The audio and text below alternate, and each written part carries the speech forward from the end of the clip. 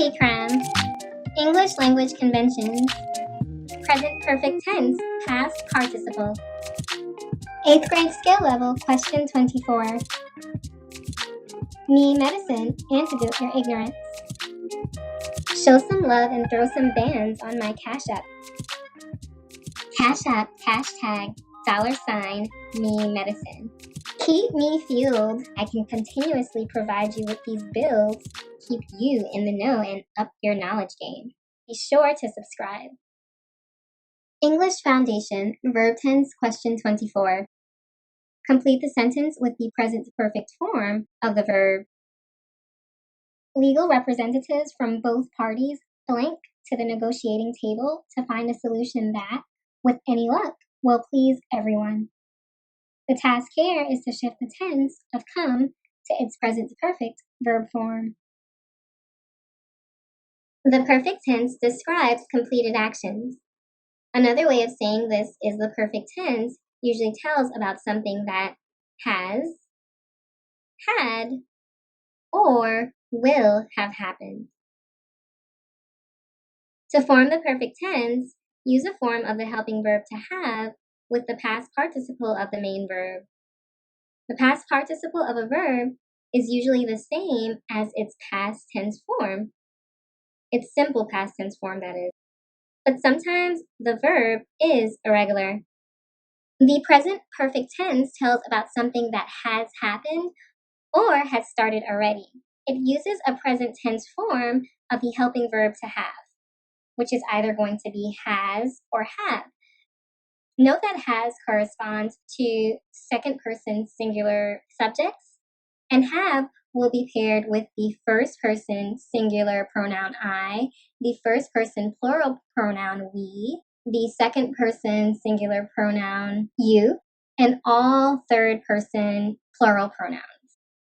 All right, so that might have been a lot to digest mentally. Check out these examples. The sun has broken through the clouds. Note that here, has is the second person singular form of the verb to have. Again, it agrees with its singular subject, the sun. Also notice that the main verb broken is the past participle of the verb to break. The past participle verb form of break is obviously irregular. The verb form has broken is the correct present perfect tense. Now check out another example. John and Erica have played the violin for years.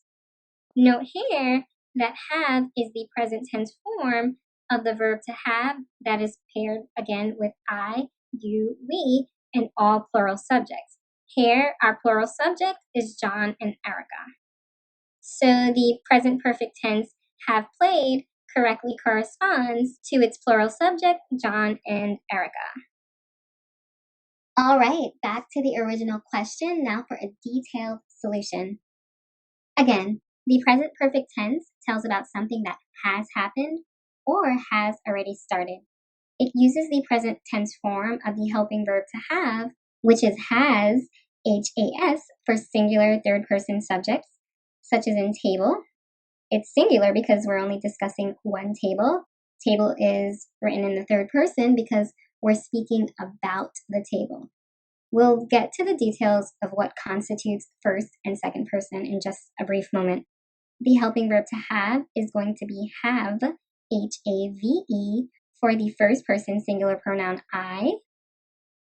I is considered first person because it's when the speaker, either through spoken or written communication, is speaking of themselves. So we're also going to use have with the first person plural pronoun we, and we is plural because there's more than one speaker speaking of themselves or there's a representative speaking up directly for a group of people.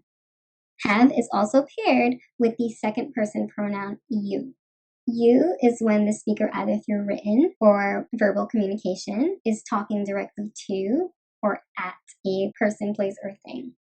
Have is also paired with all other plural pronouns, including those that are written in the third person. And just in case you're wondering, an example of a plural third person pronoun would be parties. It's plural because more than one party is being discussed. in this case, two, because parties is preceded by the adjective both. And this is third person communication because the sentence is speaking about people. These people are not being spoken to. That would be second person. And these people are not speaking about themselves. That would be first person. Although nowadays people do refer to themselves in the third person, which is really weird. Like when you use the slang term, she ready, that's you referring to yourself in the third person. It's odd. I do it sometimes myself. So either form of the helping verb to have, has, H-A-S, or have, is then combined with the past participle of the main verb, and voila, we have the present perfect tense. According to this rule, have come is the present perfect tense of the verb come. The main verb come is irregular. Notice that the past participle verb form is come. That's right, the main verb is its own past participle. This differs from the simple past tense verb form came, C-A-M-E. I'm highlighting this difference because some tend to assume that the past participle verb form is always the same as the simple past tense verb form. This is only true for regular verbs. Moving along, we have preceded come with the present tense form of the helping verb to have that agrees in number with the subject of the verb both parties, a plural third person noun phrase. Basically, with everything I've just said, what I'm really trying to say is that have come is definitely the correct present perfect tense verb form.